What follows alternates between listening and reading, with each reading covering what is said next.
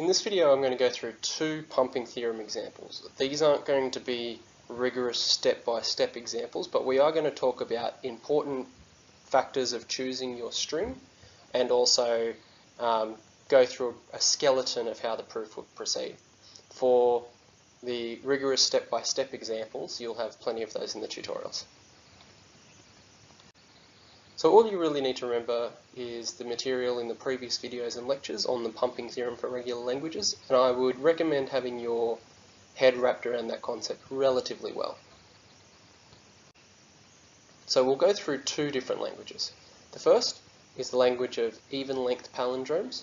So those are just the languages where I can write something like A, B, B, A, and then second part, let's say A, B, B, A, B, and then there is a second half of it, which is just that in reverse.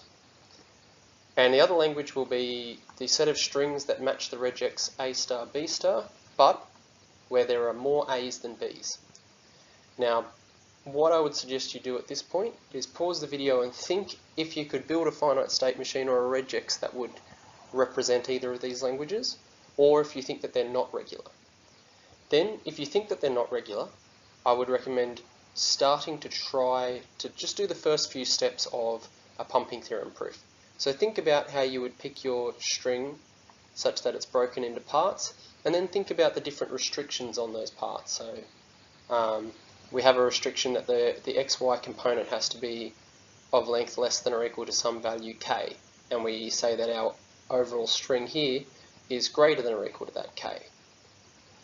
So think about that and make a few steps on paper for both of these languages before you continue watching the rest of this video. So the first language, the even-length palindromes, is not regular.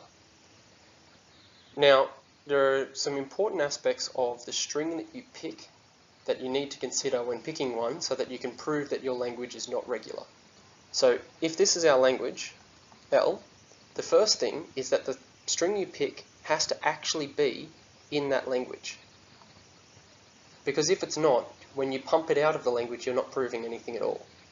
The second thing is that we always specify our string according to some integer k.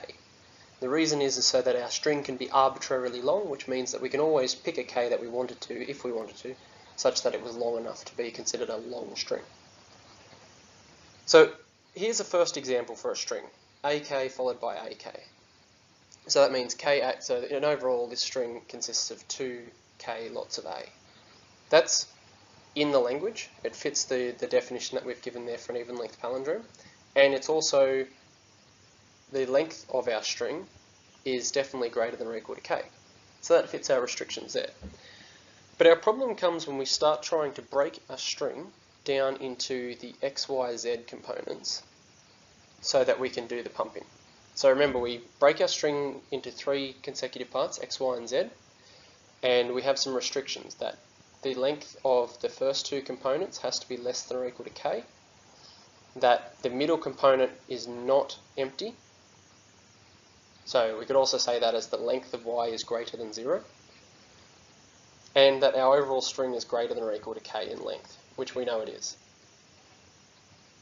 The problem here is that we have to show that for any way of setting 3 strings x, y, z up so that they equal w, subject to these constraints here, we can find some way of pumping it out of the language. The problem here is that in fact it doesn't really matter if we ever pick if y happens to end up being 2 a's or even an even number of a's, so if y is somehow a member of AA plus, then it doesn't matter how many times we pump that in, we're going to end up with an even length string of A's, and any even length string of A's satisfies this. So there's no way we can pump this out when Y is even. So this W is a bad choice for our string. A better choice is this one here, AK, BK, BK, AK. Now, when we look at this string, we see that we end up with 3 sort of regions. We've got region 1, which consists of A's, region 2, which consists of B's, and region 3, which consists of A's.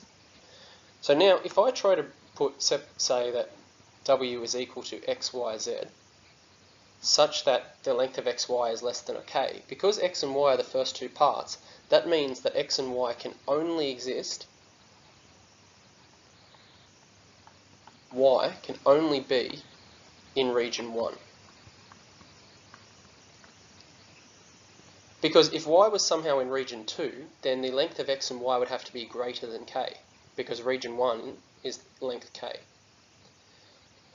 So the benefit of this string choice here is that we've restricted our options for where y can be down to a minimum number of regions that we can deal with, and we also have a clear ordering component. So we've got a region 1, region 2 and region 3, and if I were to somehow change region 1 in this, for it to satisfy this definition here, I would have to change region 3. But clearly, if my y is in region 1 and that's the only thing I can pump, nothing I do will modify region 3. So what we do is we realise then that y must be some positive number of a's, and so I can say pump out. Now my string, where I've set q to 0, so I've pumped out once, is a to the k minus p, so I've removed the p a's that were in y, b to the k, b to the k, a to the k. Now we can see that for any p greater than 0, this is not a member of L. Now, because we chose our string cleverly so that we only had this one case to consider for region y, we've now finished the proof. We've shown that no matter which way we organise our set of constraints, like this, no matter which way we chose this string here, subject to this, for any of these p's, which are all the ways we can do it, we can pump out and we'll end up out of the language. So that's the end of the proof. Now the second language. Again, if you didn't already go through and have a go, now that you've seen how we can do the first language, maybe have a look and see if you can pick good strings for the second language. Now this example is going to demonstrate a slightly different rule of thumb. Let's say we start with a string w equals, where a string of 2 times as many a's as we have b's. Now this is clearly in the language, which is good, and it's clearly of length greater than or equal to k, so that's good. And we've even done what we were supposed to in the previous rule of thumb, which is we've made it so that we can only put x and y in one region, because our region 1 here, is of length 2k, so there's no way that we can fit w equaling x, y and z, where x and y is less than or equal to k in length, somehow getting y into region 2. The problem is that because xy is less than or equal to k characters long, that means that y must obviously be less than or equal to k characters long.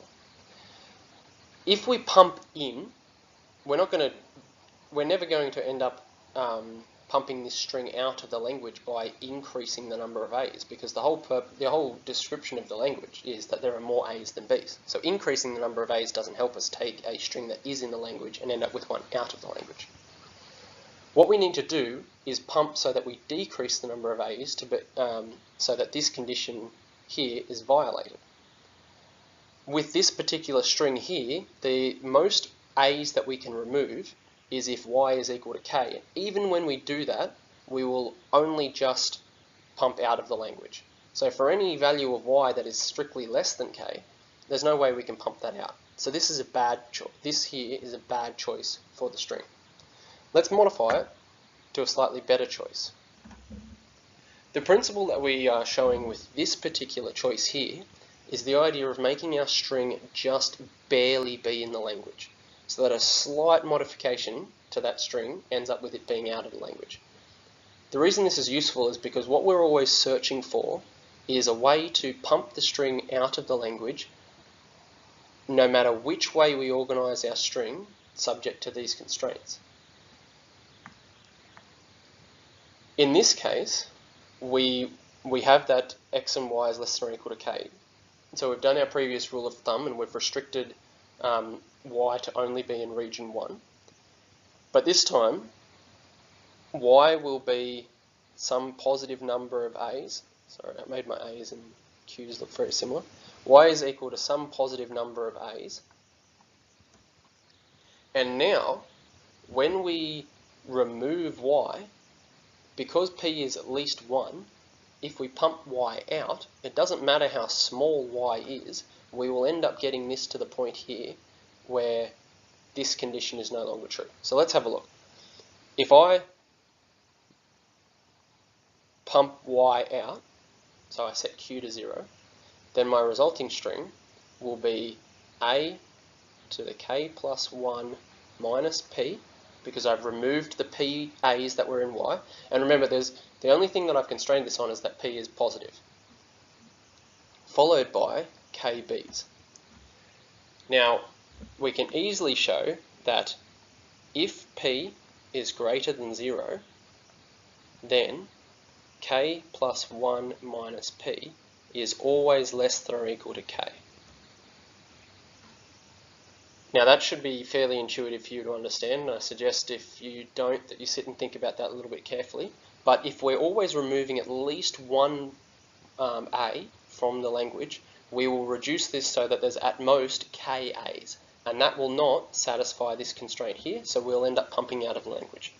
So we've shown that no matter which way we select y according to these constraints here, we can pump any such arrangement of strings out once, and we'll end up with something not in the language. So we've proven, using the pumping theorem for regular languages, that this language here is not regular. So what we talked about today was essentially 2 rules of thumb for picking your string so that you can apply the pumping theorem for regular languages and prove that your language is not regular. Now obviously if you start with a regular language, you're going to have trouble, but assuming that you've correctly guessed the membership of your language, pick your string so that it's just barely in the language. If the string is almost out of the language, then it will be easier for you to pump any possible choice for x, y, and z out of the language. The second rule of thumb is pick your w so that you restrict the possibilities for your y. And that was so that you end up with less possible positions for y to exist in, therefore you don't need to do quite as much reasoning.